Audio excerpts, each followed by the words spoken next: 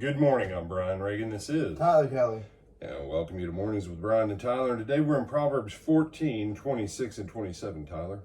In the fear of the Lord there is strong confidence, and his children will have a place of refuge. The fear of the Lord is a fountain of life, to turn one away from the snares of death.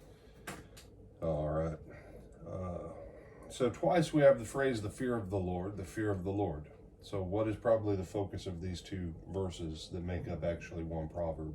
Would it be the fear of the Lord? It would be the fear of the Lord.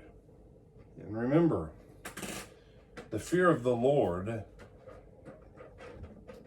while yes, it does have to do with fear.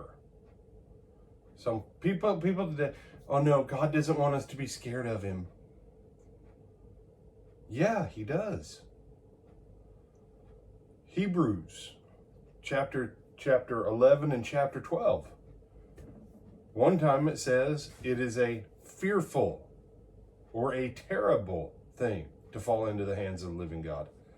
Another verse it says our God is a consuming fire.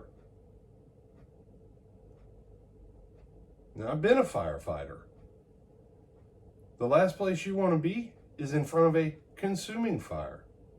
That's why they teach you in firefighting.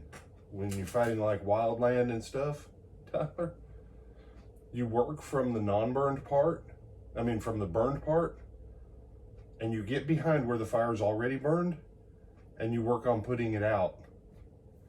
Unless you're working a bulldozer or some kind of other earthworks machine, and then you get far enough ahead of it and you cut what's called a fire line.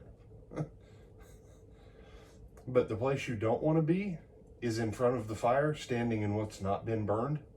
Because guess what? It's being burned eventually. Yeah, when it goes up, you're liable to go up with it.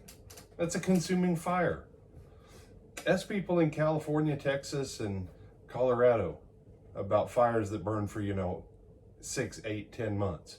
I don't know, probably about, 10, 12 years ago here in Florida. The glades caught on fire and they couldn't get it out because of the roots under the ground in the mangroves, God is terrifying. And so, but God's love. Tyler, you remember how many times the phrase God is love occurs in all of Scripture? Isn't it 3? 2, okay. 2. And they're 8 verses apart in 1 John chapter 4. The rest of the time, God is fearful. God is holy. Do you realize God is jealous and God's name is jealous, and God is a jealous God actually occurs more than God is love? Yes. The fear of the Lord. Have some terror of him. Number 1. Number 2, what is that terror supposed to motivate you to do? Obey. Yeah, say it a little bit louder, Tyler. Obey. Obey. We're not speaking pig Latin here. All right? Obey. You say, but wait, 1 John says that perfect love casts out fear. Right. Because what is the love of God according to 1 John, Tyler? Keeping his commandments. To love God and keep his commandments. This is the love of God. Mm-hmm. So perfect love casts out fear. Those who have fear have not been perfected in love. Nothing I'm saying contradicts either one. How do you get to a place of perfect love? By doing what he says because you fear him. As you get in the habit of doing what he says, as you get in the habit of being obedient, then guess what? You don't have to walk in fear. Why? Because you're doing what he says. And if you're doing what he says, that allows your fellowship with God to move to the next level. Not relationship. The word relationship doesn't ever occur in the Bible. Not one time. I think there's a newer translation that has taken the word koinonia and has now translated it relationship. The main way that the word that's translated fellowship, the other main way it's translated, communion. Communion.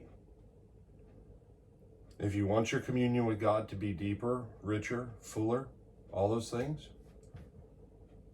you're obedient. You can start out with fear, and that's why you're obedient. Then you move to where you're not in fear because you know you're doing what you're told. And then you start doing what you're told because you're like, hey, this place of no fear where I can walk in the love of God is a pretty good thing. And now guess what? You're being made perfect in love. But until you do, the fear of the Lord. The fear of the Lord. It's a fountain of life. Keep you from getting killed in this world and in eternity. Helps your children. Helps you. Helps keep you out of the snares of death. For the most part, being obedient to God generally will keep you from getting killed. Generally speaking. So, anything you want to add on this one? No, sir. All right. With that, I'm Brian Reagan. This is Tyler Kelly. And we bid you good morning.